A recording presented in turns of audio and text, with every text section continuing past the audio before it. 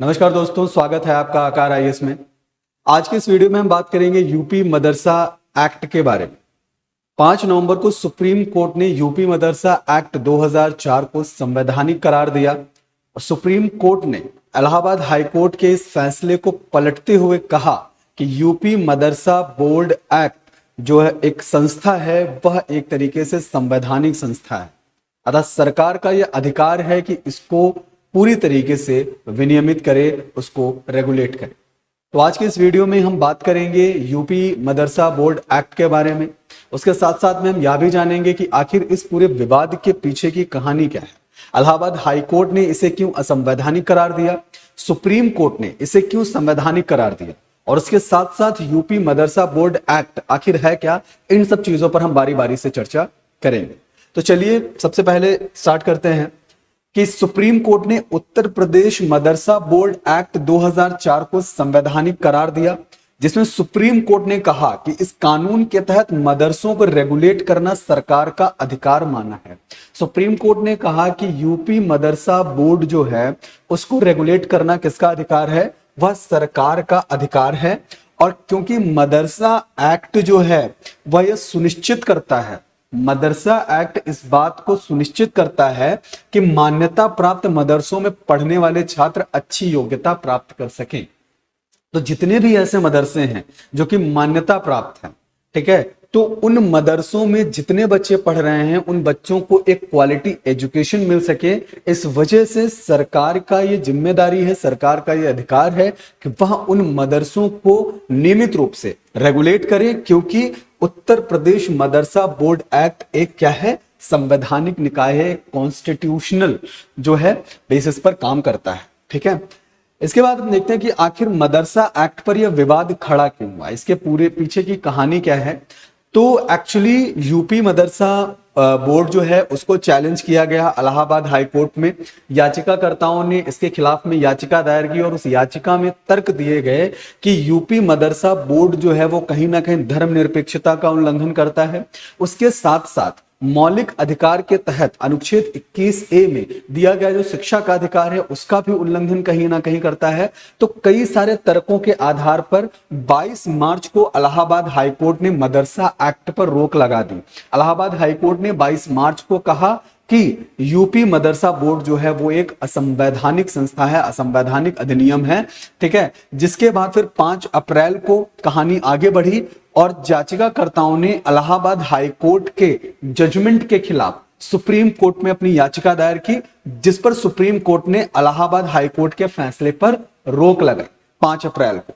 जब supreme court ने Allahabad high court के फैसले पर रोक लगाई, उसके बाद 19 सितंबर को एनसीपीसीआर यानी कि national commission for protection of child right, ठीक है, उन्होंने क्या किया कि सुप्रीम कोर्ट में एक हलफनामा दायर किया। सुप्रीम कोर्ट में national commission for child rights ने हलफनामा इस बात पे दायर किया कि सुप्रीम कोर्ट ने हाई कोर्ट के फैसले को होल्ड कर दिया था।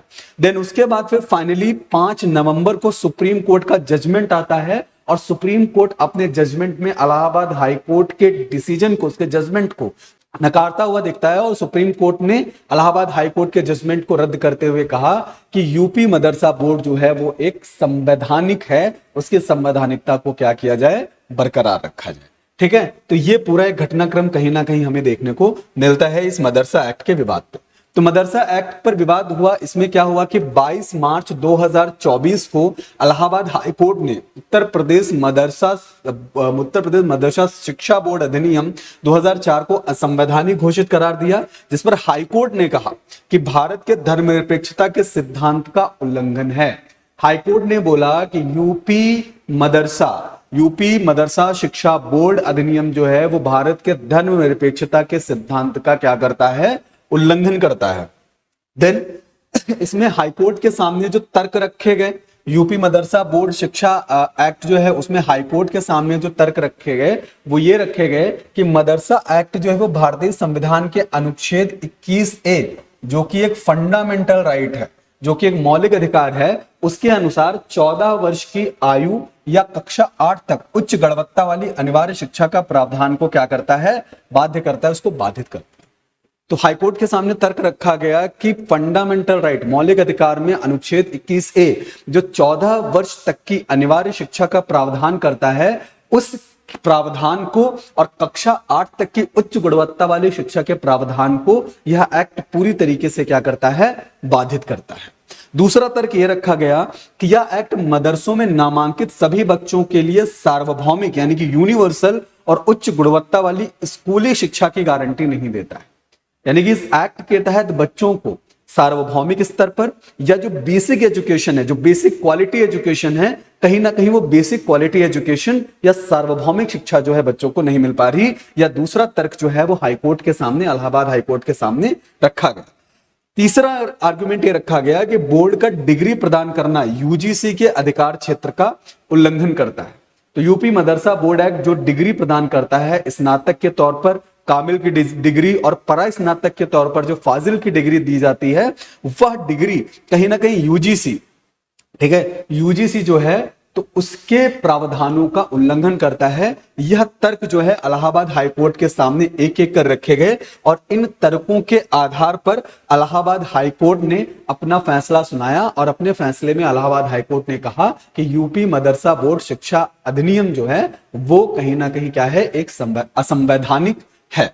जिसके बाद फिर क्या हुआ कि इलाहाबाद हाईकोर्ट के फैसले को चैलेंज करने के लिए याचिकाकर्ताओं ने सुप्रीम कोर्ट में याचिका दायर की और सुप्रीम कोर्ट में उस याचिका को चैलेंज करने के लिए राष्ट्रीय बाल अधिकार संरक्षण आयोग द्वारा सुप्रीम कोर्ट में एक हलफनामा दायर किया गया। ठीक है, तो सुप्रीम कोर्ट में एनसीपीसीआर ने एक हलफनामा दायर किया जिसमें एनसीपीसीआर ने कहा कि मदरसे में बच्चों को दी जाने वाली शिक्षा व्यापक नहीं है, वो सफिशिएंट नहीं है और इसलिए यह शिक्षा का अधिकार अधिनियम यानी कि आरटीई एक्ट 2009 के प्रावधानों के खिलाफ है। तो एनसीपीसीआर द्वारा तर्क दिया गया, हलफनामा दायर किया गया सुप्रीम कोर्ट में, यह इस आधार पर कि जो यूपी मदरसा बोर्ड है वो कहीं ना कहीं क्या कर रहा है, बच्चों को एक क्वालिटी एजुकेशन व्यापक लेवल पर, एक एक्सट्रीम लेवल पर, अच्छे लेवल पर एजुकेशन प्रोवाइड नहीं करा रहा है, जिसके आधार पर क्या हो रहा है कि जो शिक्षा का अधिकार अधिनियम है, जो राइट टू एजुकेशन एक्ट है, वो कहीं ना कहीं क्या हो रहा है, बाधित हो रहा है। तो एनसीपीसीआर ने सुप्रीम कोर्ट में इस हलफनामे को क्या किया, दायर किया। उसके बाद आया सुप्रीम कोर्ट का फैसला 5 नवंबर को। तो सुप्रीम कोर्ट ने अपने 5 नवंबर के फैसले में जो है 3 जजेस की बेंच बैठी, जिसमें कि न्यायाधीश डीवाई चंद्रचूड़ शामिल थे, न्यायमूर्ति जेवी पारदीवाला शामिल थे और न्यायमूर्ति मनोज मिश्रा की पीठ ने इलाहाबाद हाईकोर्ट के फैसले को रद्द कर दिया। तो इलाहाबाद हाईकोर्ट ने जो अपना फैसला दिया था कि यह असंवैधानिक है, उस फैसले को सुप्रीम कोर्ट रद्द करता हुआ नजर आया 5 नवंबर को। सुप्रीम कोर्ट के द्वारा कुछ टिप्पणियां करी गई, कुछ अहम टिप्पणियां करी गई। सुप्रीम कोर्ट ने आखिर इस पर क्या कहा, इस पर नजर डालते हैं। तो सुप्रीम कोर्ट ने कहा कि उच्च न्यायालय ने इस आधार पर अधिनियम को निरस्त करने में गलती की कि यह अधिनियम धर्मनिरपेक्षता के मूल ढांचे के सिद्धांत का उल्लंघन करता है। ठीक है, तो सुप्रीम कोर्ट ने कहा कि इलाहाबाद हाईकोर्ट ने ये कहा, इस आधार पर इसको असंवैधानिक करार दिया कि यह धर्मनिरपेक्षता का उल्लंघन करता है। तो सुप्रीम कोर्ट ने कहा कि इलाहाबाद हाईकोर्ट के द्वारा गलती हुई कि यह अधिनियम जो है धर्मनिरपेक्षता के मूल ढांचे के सिद्धांत का उल्लंघन करता है। जिस पर सुप्रीम कोर्ट ने कहा कि किसी भी कानून को तभी निरस्त किया जा सकता है, हम किसी भी कानून को तभी निरस्त कर सकते हैं जब वह संविधान के भाग 3 के तहत मौलिक अधिकारों का उल्लंघन करता हो। अगर कोई भी कानून संविधान के भाग 3 के अंतर्गत दिए गए मौलिक अधिकारों का उल्लंघन करता हो या फिर किसी विधायी क्षमता से संबंधित प्रावधानों का उल्लंघन करता हो, तभी उस कानून को जो है असंवैधानिक करार दिया जा सकता है, उस कानून को निरस्त किया जा सकता है। अगर कोई भी ऐसा कानून है जो कि भाग 3 के तहत मौलिक अधिकारों का उल्लंघन नहीं करता है या किसी भी विधायी क्षमता का उल्लंघन नहीं करता है, तो उस आधार पर किसी भी कानून को निरस्त नहीं किया जा सकता है, ऐसा सुप्रीम कोर्ट ने अपने जजमेंट में बोला। सुप्रीम कोर्ट ने कहा कि मदरसा एक्ट मान्यता प्राप्त मदरसों में शिक्षा के मानकों को विनियमित करता है। तो मदरसों में जो मदरसा एक्ट के तहत शिक्षा दी जा रही है, जो एजुकेशन प्रोवाइड कराई जा रही है बच्चों को, वह एजुकेशन बेसिकली उन्हीं मानकों के, उन्हीं पैरामीटर्स के आधार पर दी जा रही है जो शिक्षा के मानक रखे गए हैं। ठीक है, एंड मदरसा एक्ट यह भी सुनिश्चित करता है कि मान्यता प्राप्त मदरसों में पढ़ने वाले छात्र अच्छी योग्यता प्राप्त कर सके ताकि वे समाज में सक्रिय रूप से भाग ले सके। तो मदरसों में जो एजुकेशन दी जा रही है, जो शिक्षा प्रदान की जा रही है, उस शिक्षा का मेन उद्देश्य भी यही है कि बच्चों को क्या हो, एक अच्छी एजुकेशन, ठीक है, एक क्वालिटी एजुकेशन प्रोवाइड हो, जिससे कि छात्र क्या बन सके, योग्य बन सके और वह समाज की मुख्य धारा में या समाज में सक्रिय रूप से क्या ले सके, भाग ले सके। तो जो एजुकेशन का एक पैरामीटर है, वो एजुकेशन के पैरामीटर को मदरसा एक्ट पूरी तरीके से फॉलो कर रहा है। और मदरसा एक्ट की मेन प्रायोरिटी भी यही है कि जो भी स्टूडेंट्स वहां से एजुकेशन गेन करें वो योग्य बने, वो एलिजिबल बने, ताकि समाज में उनकी भागीदारी सुनिश्चित हो। और अनुच्छेद 21A और शिक्षा का अधिकार अधिनियम को धार्मिक और भाषाई अल्पसंख्यकों के अपनी पसंद के शैक्षणिक संस्थान स्थापित करने और उन्हें संचालित करने के अधिकार के साथ सुसंगत रूप से पढ़ा जाना चाहिए। सुप्रीम कोर्ट ने कहा कि अगर अनुच्छेद 21A का हवाला आप दे रहे हो कि 6 साल की उम्र से लेकर 14 साल की उम्र तक बेसिक शिक्षा जो है वो आपको मिलनी चाहिए, या फिर जो शिक्षा का अधिकार है, जो राइट टू एजुकेशन एक्ट है, उसके आधार पर चीजें हैं, तो उस आधार पर क्या है कि धार्मिक और भाषाई अल्पसंख्यकों के अपनी पसंद के शैक्षणिक संस्थान स्थापित करने या अपनी पसंद के शैक्षणिक संस्थानों में पढ़ने का अधिकार हमें जो है वो संवैधानिक तौर पर प्रदान किया गया है। तो उसके आधार पर जो है उस जजमेंट को इलाहाबाद हाईकोर्ट के द्वारा दिया जाना चाहिए था। उसके बाद सुप्रीम कोर्ट ने कहा कि मदरसा एक्ट के प्रावधान जो फाजिल यानी कि जो ग्रेजुएशन की डिग्री आपकी है, जो आपकी ग्रेजुएशन की डिग्री है फाजिल, और दूसरी कामिल जो कि आपकी परास्नातक की डिग्री है, ठीक है, तो फाजिल और कामिल दो डिग्रियां जो हैं वो उच्च शिक्षा की डिग्रियों को विनियमित करना चाहते हैं, जो कि असंवैधानिक है क्योंकि वे यूजीसी अधिनियम के साथ टकराव में है। तो यूपी मदरसा बोर्ड एक्ट को सुप्रीम कोर्ट ने पूरी तरीके से संवैधानिक करार दिया। उसके साथ साथ सुप्रीम कोर्ट ने फाजिल और कामिल जो कि ग्रेजुएशन और पोस्ट ग्रेजुएशन की डिग्री हैं उनको असंवैधानिक करार दिया, जिसमें सुप्रीम कोर्ट ने कहा कि यह दोनों डिग्री प्रदान करने की जो परंपरा है वो कहीं ना कहीं यूजीसी एक्ट या यूजीसी अधिनियम के साथ टकराव की स्थिति क्रिएट कर सकता है, जिसकी वजह से इसे क्या किया गया, असंवैधानिक करार दिया गया। यानी कि मदरसा एक्ट के तहत बेसिक एजुकेशन प्रोवाइड की जा सकती है जो कि संवैधानिक है, लेकिन ग्रेजुएशन और पोस्ट ग्रेजुएशन की डिग्री प्रोवाइड करना यह कहीं ना कहीं क्या है, असंवैधानिक है, जिससे सुप्रीम कोर्ट ने अपनी टिप्पणी दी। आगे बात करते हैं कि उत्तर प्रदेश का मदरसा एक्ट आखिर है क्या। तो 2004 में मदरसा शिक्षा को व्यवस्थित करने के लिए उत्तर प्रदेश मदरसा शिक्षा बोर्ड अधिनियम 2004 को लागू किया गया था।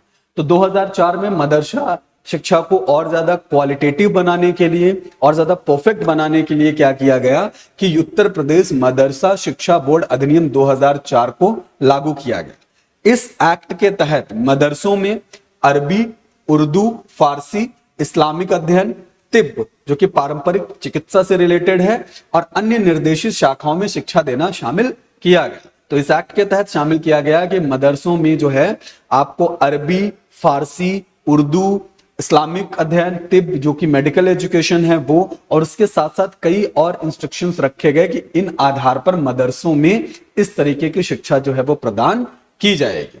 ठीक है। उसके अलावा मदरसा शिक्षा बोर्ड स्नातक और स्नातकोत्तर उपाधियां प्रदान करता है, जिन्हें कामिल और फाजिल के नाम से जाना जाता है। तो बेसिकली सुप्रीम कोर्ट के द्वारा कामिल और फाजिल जो कि यूजी की डिग्री है और पीजी की डिग्री है, इन दोनों को असंवैधानिक करार दिया गया है। यानी कि मदरसों से प्राप्त जो भी फाजिल और कामिल की डिग्रियां हैं वह संवैधानिक डिग्रियां नहीं है, क्योंकि इनका यूजीसी एक्ट के साथ में टकराव देखा जा रहा है। तो बोर्ड द्वारा जारी किए गए डिप्लोमा को क्या कहा जाता है, कारी कहा जाता है। यूपी मदरसा बोर्ड जो डिप्लोमा जारी करता है उन डिप्लोमा को कारी बोलते हैं, और यह प्रमाण पत्र, यह सर्टिफिकेट और अन्य शैक्षणिक सम्मान भी देता है। बोर्ड मुंशी और मौलवी कक्षा 10 और आलिम कक्षा 12 जैसे पाठ्यक्रमों के लिए परीक्षाएं आयोजित कराने के भी काम करते हैं। तो यानी कि मुंशी मौलवी, अगर आप 10th क्लास तक की एजुकेशन जो है वो मदरसों से प्राप्त होती है, आलिम जो कि कक्षा 12 तक का है वो प्राप्त होता है। तो ये सारी चीजें जो है मदरसा बोर्ड एक्ट में रखी गई है। तो मदरसा बोर्ड की एजुकेशन को, मदरसों की एजुकेशन को परफेक्ट बनाने के लिए, उनको क्वालिटेटिव बनाने के लिए ये एक्ट लाया गया, और इस एक्ट के आधार पर ठीक है, उसको इलाहाबाद हाई कोर्ट में चुनौती इस आधार पे दी गई जिन चीजों को हमने अभी क्या किया, डिस्कस किया। तो सुप्रीम कोर्ट ने फाइनली बोला है कि यूपी मदरसा बोर्ड एक्ट के तहत जो एजुकेशन दी जा रही है वो संवैधानिक है, और उसके द्वारा जो भी स्नातकोत्तर या जो स्नातक या स्नातकोत्तर उपाधियां प्रदान की जा रही हैं वो कहीं ना कहीं असंवैधानिक है। Thank you.